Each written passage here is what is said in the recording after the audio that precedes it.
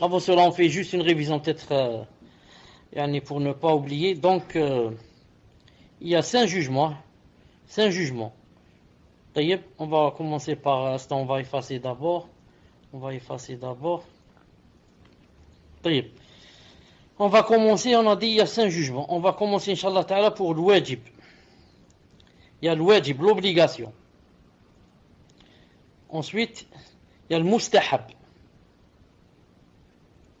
Ensuite, il y a le mubah, l'autorisé.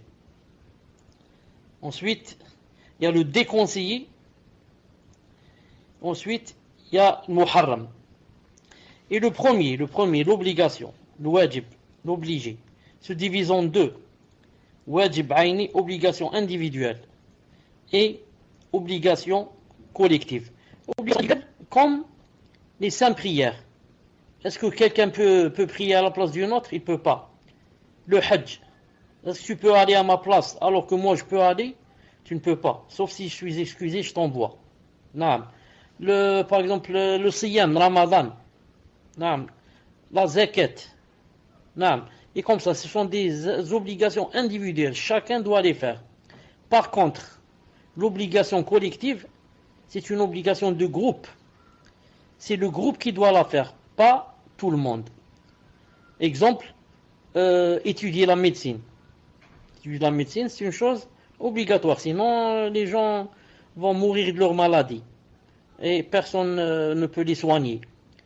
C'est une obligation. Donc, c'est une obligation de groupe ou c'est une obligation individuelle? C'est une obligation de groupe. Je disais, comme la médecine, par exemple, apprendre la médecine.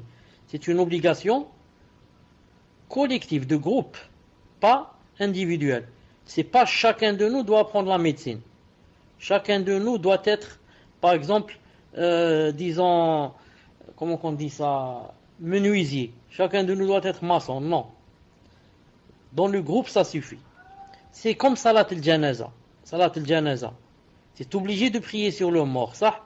Est-ce que nous tous on doit prier ou bien un groupe doit prier? Un groupe.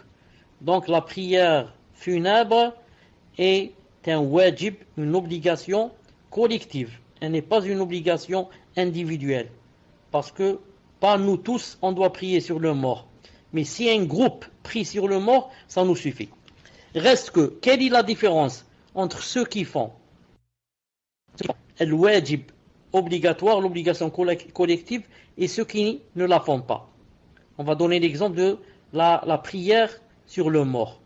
Quelqu'un est mort, nous, 4 ou 5, on est 4 ou 5, on n'a pas prié, ou peut-être on est beaucoup, on est 100, on n'a pas prié sur lui, et il y a, par exemple, 10 qui ont prié sur lui. Donc, les 10, quand ils vont prier sur lui, qu'est-ce qu'ils vont faire? Ils vont avoir des récompenses pour avoir prié sur lui.